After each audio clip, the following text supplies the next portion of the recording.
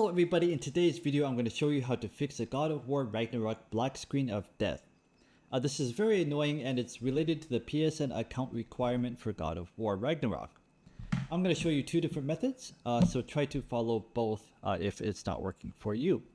The first thing you want to do is go into your save game files. So go into C, find users, find yourself,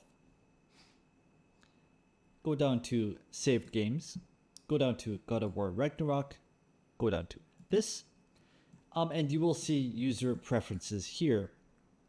You can delete this or you can rename it. I would prefer to rename it just to be safe later, but you want to get rid of this somehow, and then start the game, and you should be able to adjust the brightness and sound settings within the game.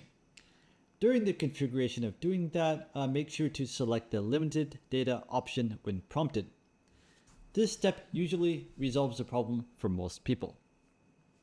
If that didn't work, what you want to do is open the PSN in a different game. So Ghost of Tsushima or Marvel Spider-Man, you want to log into your PSN account and make sure it's configured properly. What this will do, this will link your PSN account with your Steam profile. After you've done that, you can launch Ragnarok once again. You might still see the black screen, but this time if you wait a little bit longer, the game should automatically log you into PSN. And then you'll get past the black screen of death. That is it. If this is helpful for you, please leave the video a like. If this didn't help you, leave the video a comment and I will do my best to try to help you.